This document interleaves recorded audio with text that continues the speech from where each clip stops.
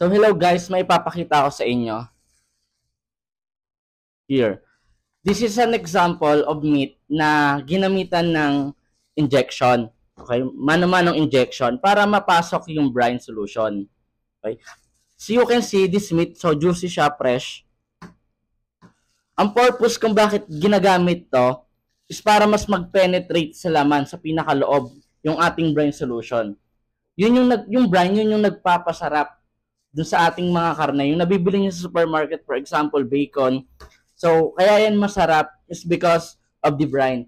And ang pag-i-inject, ang nagpapapenetrate, mas lalong nagpapasarap dito.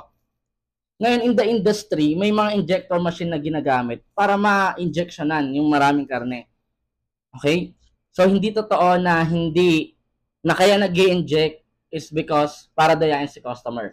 Ang purpose kung bakit nag-i-inject tayo or gumagamit tayo ng injection or even the injection machine in the industry is para mag-create ng mas masarap pang lasa doon sa karne at mag-penetrate yung brine solution. So this injection is also, you can use it also in your kitchen base pag nagmamarinate kayo para mas mabilis nyo pang mapapenetrate yung inyong mga marination liquid or yung marinate nyo sa inyong mga karne. Okay, if you want to know more something about your meat, you can follow me for more videos.